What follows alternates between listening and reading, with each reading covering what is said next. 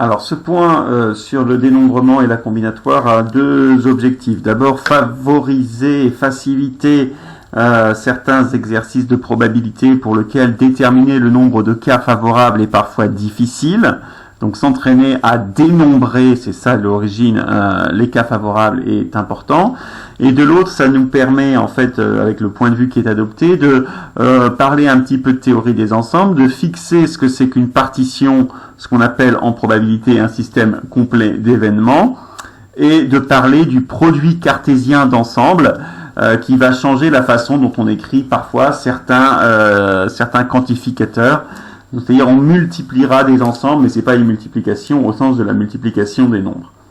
Donc les petits points qu'il faut rappeler, c'est que quand on a un ensemble E, on appelle son cardinal, c'est le nombre d'éléments de E. Hein. Ce cardinal peut être fini. Dans ce cas, on dit que E est fini si le cardinal de E est un entier naturel. Hein, il peut pas être non entier. Et sinon, E est infini. Dans ce cas, on décide de noter que le cardinal de E, c'est plus l'infini. Hein.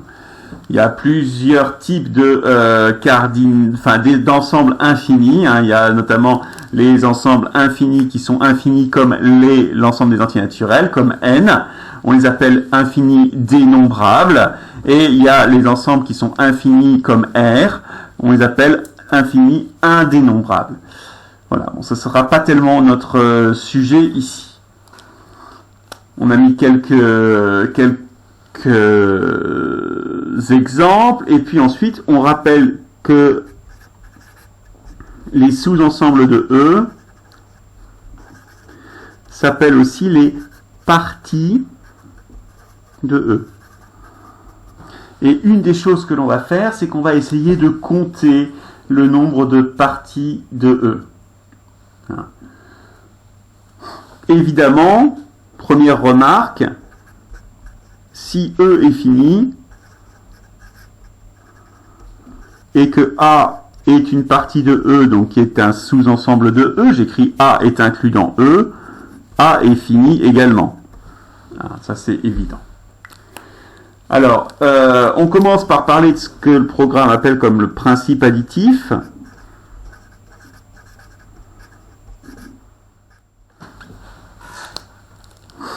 Le principe additif, c'est là où on va pouvoir parler de partition. Alors, on se place dans un cas où E est un ensemble, A et B des parties de E,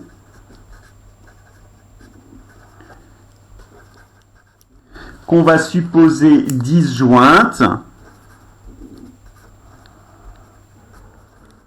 Je vous rappelle que disjointe, ça veut dire que l'intersection de A et de B, c'est l'ensemble vide.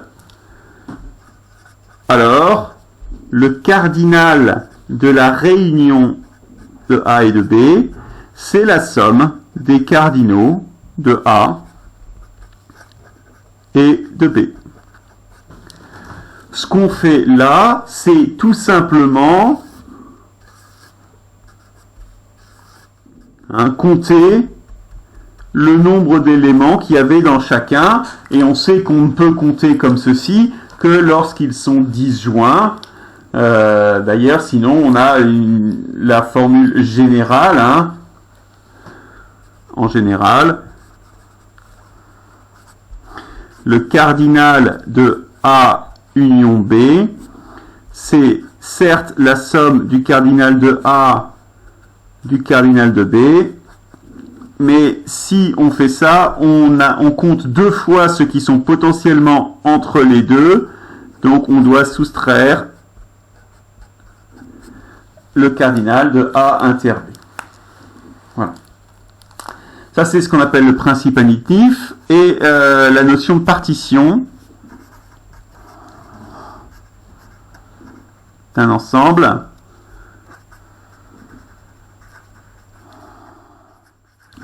encore une fois, c'est ce que les probabilistes appellent un système complet.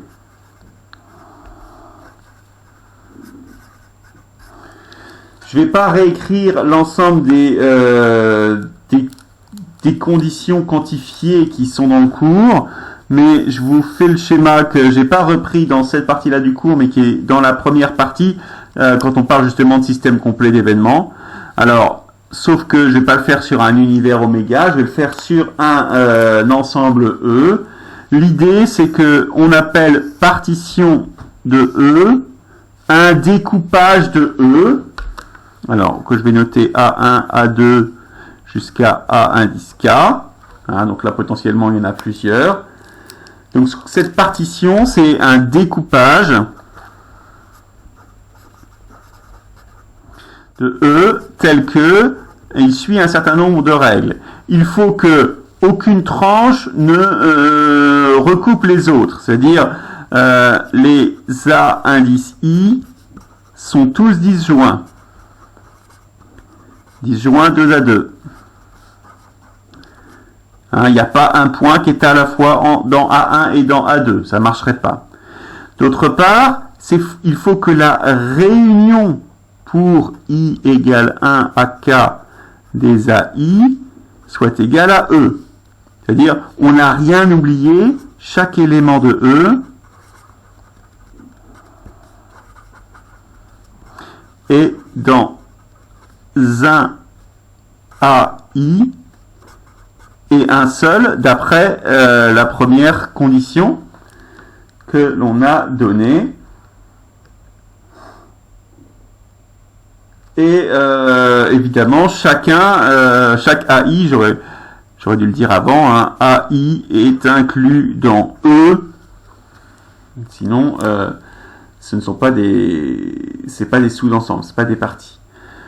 Alors dans le cours, on met qu'en plus on choisit que AI est non vide. Évidemment, on va pas commencer par couper avec des parties vides.